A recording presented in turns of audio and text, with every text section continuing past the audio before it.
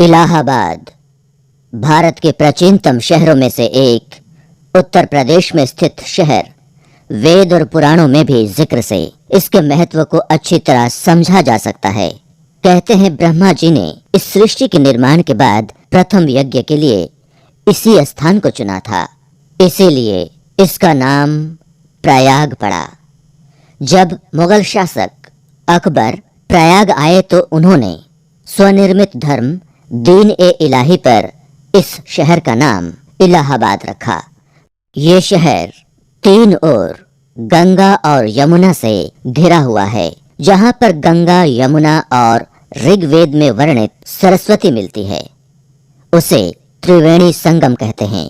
संगम के तट पर हर 12वें साल माघ के महीने में कुंभ मेला और हर 6 साल में अर्ध कुंभ का आयोजन होता है। लाखों की संख्या में श्रद्धालु इस संगम में डुबकी लगाते हैं।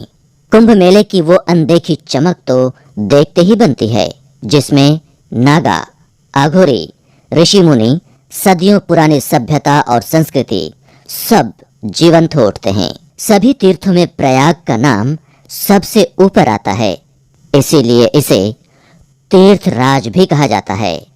संगम के किनारे ही हनुमान जी का मंदिर है, जो बड़े हनुमान मंदिर के नाम से प्रसिद्ध है।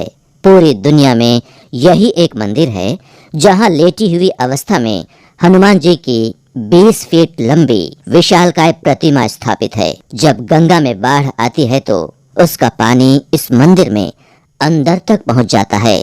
प्रयाग केवल नदियों का ही संगम नहीं, अपितु यहाँ कई धर्मों का भी संगम है। हिंदू, मुस्लिम, सिख, ईसाई जैसे कई धर्म के लोग परस्पर मिलजुल कर एक दूसरे के साथ ऐसे रहते हैं जैसे कई प्रकार के फूलों से बना हुआ कोई गुलदस्ता। प्रयागराज वह भूमि है जिसने हमेशा महान व्यक्तित्वों को प्रकाशित किया।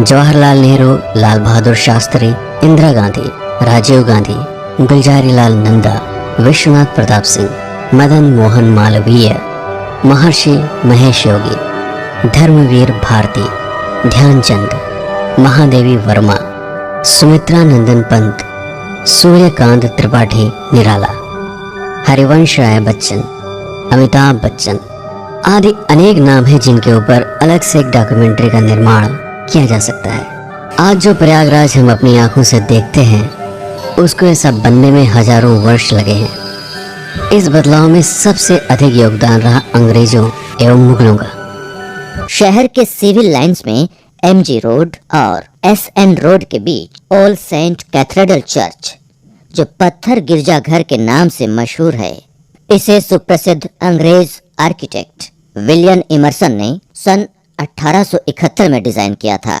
चारों ओर हरियाली से घिरे इस चर्च में जब हम प्रवेश करते हैं तो ऐसा महसूस होता है मानो हम किसी रोमन साम्राज्य में पहुंच गए हैं। आर्यों से लेकर स्वतंत्र भारत तक का इतिहास समेटे प्रयाग के इस धरती के हर कदम पर अपना एक अलग इतिहास है। यहाँ से थोड़ी ही दूर में स्थापित उच्च न्यायालय है। इसकी स्थापना 1869 में हुई। बाद में इसका नाम बदलकर इलाहाबाद उच्च न्यायालय कर दिया गया। यहाँ से कुछ ही फासले पर संगम के तट पर ही इलाहाबाद किला है, जिसे सम्राट अकबर ने 1853 में बनवाया था। ये अकबर के द्वारा बनवाया गया सबसे बड़ा किला है, जो कई सदियों के बनते बिगड़ते इतिहास का गवाह है।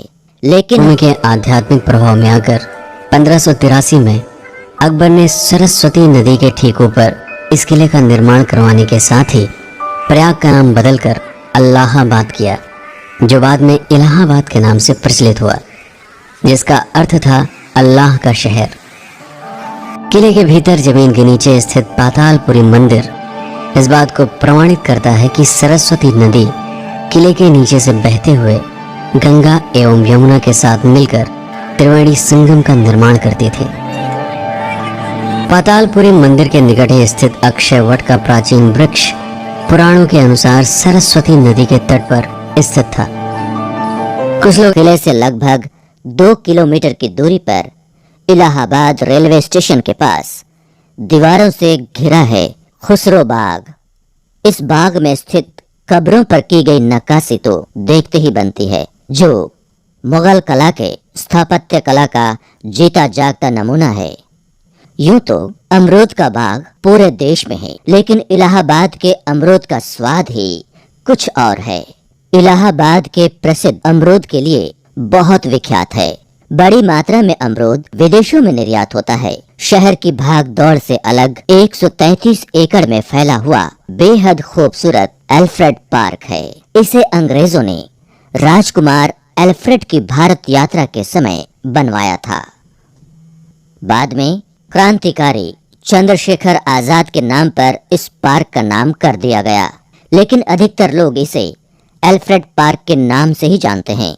महान क्रांतिकारी चंद्रशेखर आजाद इसी पार्क में बरगद के पेड़ के नीचे अंग्रेजों से लड़ते लड़ते शहीद हो गए थे। वो बरगद का पेड़ कहीं क्रांति की नई मिसाल न बन जाए, ये सोचकर अंग्रेजों ने रातों रात ये पेड़ कटवा दिया था। और यह है आनंद भवन। इसमें प्रवेश करते ही पुराने समय को बेहद करीब से महसूस कर सकते हैं। इसका निर्माण मोतीलाल नेहरू ने 1930 में करवाया था। यह नेहरू गांधी का पुश्तैनी मकान है, जिसे स्वराज भवन के नाम से भी जाना जाता है। 1970 में इस भवन को प्रधानमंत्री श्रीमती इंदिरा गांधी ने भारत सरकार को सौंप दिया था। स्वाधीनता संग्राम के दौरान यहाँ कई बैठकें होती थी। महात्मा गांधी से लेकर बड़े बड़े राजनेताओं और विद्वानों की बैठकों का साक्षी ये भवन स्वाधीनता संग्राम की एक ऐतिहासिक धरोहर है, यादगार है। शिक्षा और साहित्य के क्षेत्र में भी इलाहाबाद का एक महत्वपूर्ण स्थान है। इलाहाबाद विश्वविद्यालय भारत का सबसे प्राचीन चौथा विश्वविद्यालय है। इसे ऑक्सफोर्ड ऑफ द ईस्ट भी कहा जाता है। सबसे अधिक राजनेता, साहित्यकार, आईएएस, आईपीएस ऑफिसर भी इसी विश्वविद्यालय की देन है। मोतीलाल नेहरू, गोविंद वल्लभ पंत, सूर्यकांत त्रिपाठी निराला, पूर्व राष्ट्रपति शंकर दयाल शर्मा, पूर्व प्रधानमंत्री गुलजारी लाल नंदा, नेपाल के प्रधानमंत्री सूर्य बहादुर थापा, मुरली मनोहर जोशी जैसे न जाने कितने राजनेता इस विश्वविद्यालय ने दिए।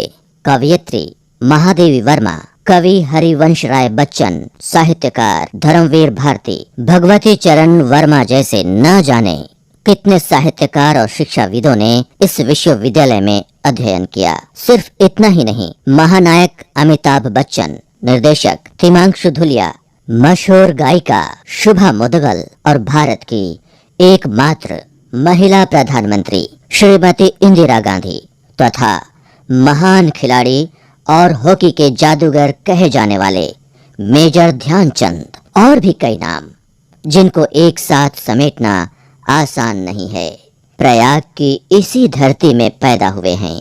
प्रयाग में रोज अस्त होता हुआ ये सूरज सूर्यास्त नहीं बल्कि सूर्योदय है, जो कल फिर एक नई विभूति और नए इतिहास के साथ संगम के किनारे उदय होगा। चैनल को सब्सक्राइब करें और साथ में बेल आइकन दबाना ना भूलें। नए नए वीडियो सबसे पहले देखने के लिए।